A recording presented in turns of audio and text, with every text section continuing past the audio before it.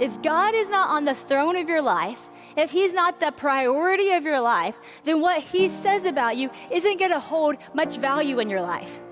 You see, if your relationship status is number one, then that's going to hold the value. If your looks are number one, if your status, if your popularity, if that's more important to you, then that's going to shape who you are. But if God is God, if God really is the creator of the universe, and if he really is the King of Kings and the Lord of Lords, and if he really did send his son to die for you, if he really is God, and you believe that he is God, and you understand you are his child, that will change everything about the way that you live. Like, we're literally sons and daughters of a king. We're sons and daughters of the Lord Almighty, the one who was the first and the last. He was the beginning and the end. He's the great I am. He's so kind. He's so loving. He's the God of peace. He's the God of joy. He's all these incredible. We belong to him, and we are not doing anything with it. And we actually have the power to rock the world. Like, do something with it, y'all. Like, you might be young, but you have the power of God living inside of you. So do something with it. It's a miracle. Top 3 fruits of the Spirit of who he is: love, joy, and peace. It's who he is. Oh, and you're seeking for purpose? What better place to find it than from where you come from and who gives you purpose? And your purpose, I think we get confused on that too. We think there's a process to get to our purpose. Once I finish college, then maybe I'll reach my purpose. Once I get to the top of my job, then maybe I'll reach that purpose. We think one day we'll just magically show up. When you find God, when you find love, you find your purpose.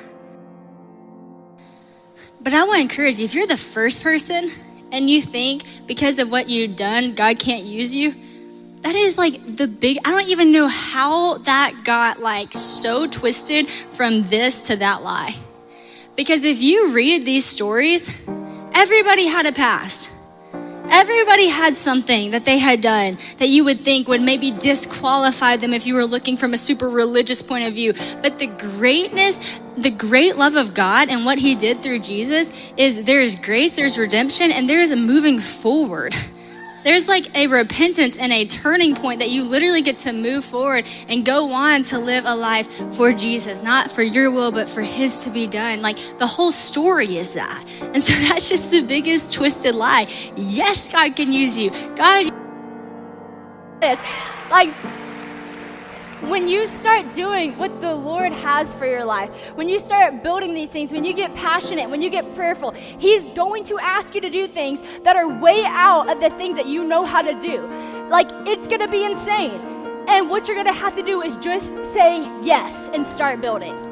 And when people come up to you and they see something built and they know, honey, you do not have all the requirements to build that, that's when they're like, whoa, this God of yours must actually be fighting for you. This God of yours must actually be real. And that's whenever he gets all the glory, when you literally cannot take credit for what's being done.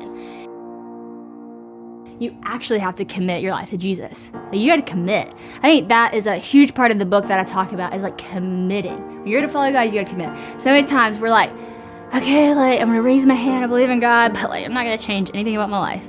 It's like, but did you actually believe in the gospel? Because like, the gospel, it requires like a huge change, like a dead to life situation. Like, everything changes. Like, who I used to be is not who I am. And so you have to commit, because you can't fully be who you're going to become when you're still living the life that you used to live and who you were. Like, you know, sometimes it looks like it's hard to follow Jesus, easier to follow the world, right? So hard to follow Jesus because you have to pick up your cross, right? It is hard to follow Jesus. But it's not easy to follow the world. Why are we the most anxious generation if it was easy? Why are we the most lonely? Why are we leading in suicides? Why are we doing all of this? Because it's hard. So both require sacrifice. Both require you to bow. Are you bowing to the enemy, or are you bowing to God?